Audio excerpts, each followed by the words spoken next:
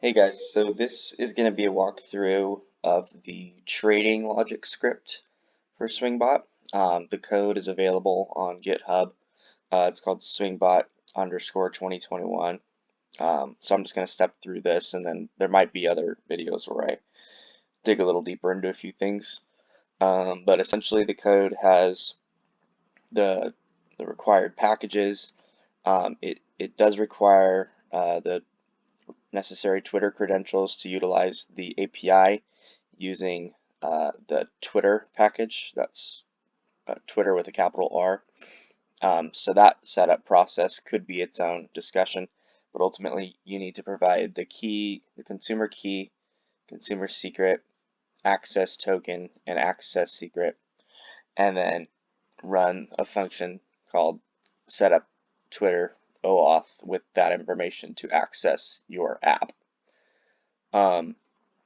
Sometimes I make use of the system sleep function to either delay the script from running to allow additional data to collect.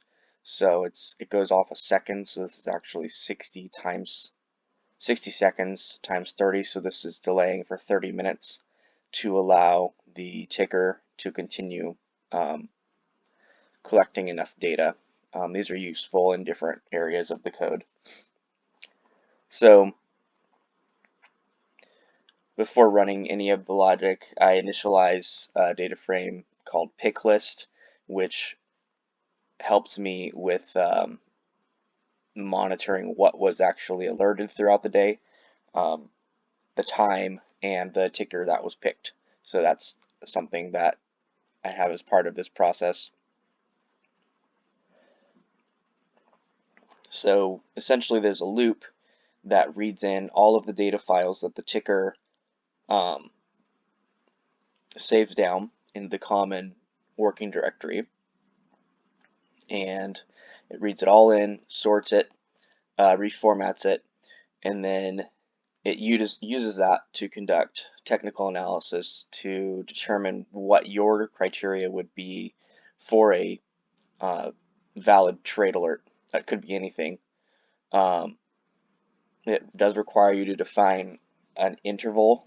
I made it equate to 1 minute worth of data, so about 10 rows of the ticker script based on my list of stock symbols equated to 1 minute. So you just need some way to know what's your time frame you're looking at for your intervals, because the technical analysis is built up utilizing rolling averages, standard deviations. I built a lower Bollinger Band based on some rolling data at the 60-minute time frame. At one point I was doing it at 90 as well. But basically my strategy was, and this is fully customizable, but my strategy was to determine what the lower Bollinger Band was, define an indicator of if that represents being oversold when it's below it, then that's the first trigger.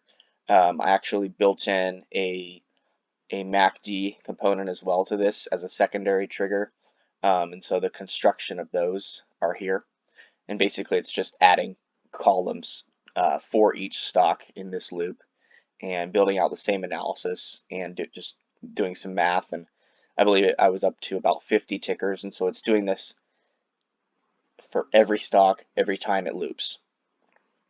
And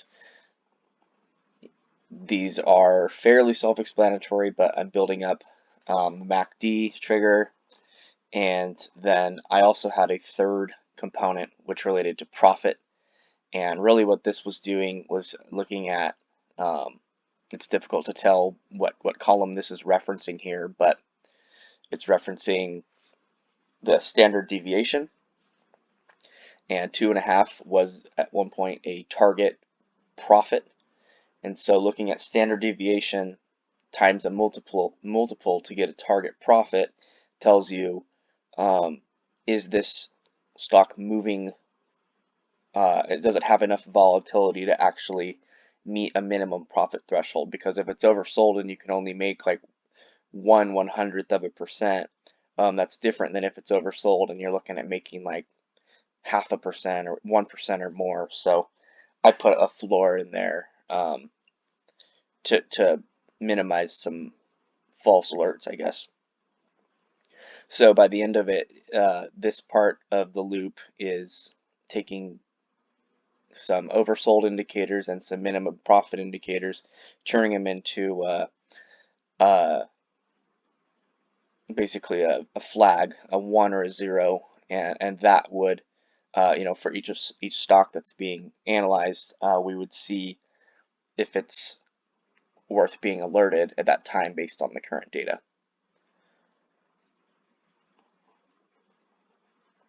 From there, as I said, anything that has a 1 would be identified as oversold using the logic above. And what the next thing it would do is it would identify the names, the column names, which are tickers. It'll pick the ones that have the oversold flag and put them into a vector of picks. And then that list of picks becomes the let me back up a little bit. So there may be more than one at any point in time. However, for the actual alert system to work, I'm only allowing it to choose the first in the list. And the reason for that is just you can really only, I mean, you could list them all. You could change this. I was just interested in getting one per alert cycle. So if it was a vector of 5, in this part of the code, what we're seeing is it's stamping out the time and then the first one in the list. And then there's another vector called past picks, which is basically a unique listing of any of the picks in the pick list table, which continues to expand throughout the analysis cycle. I'm going to pause there on this one and continue in part 2.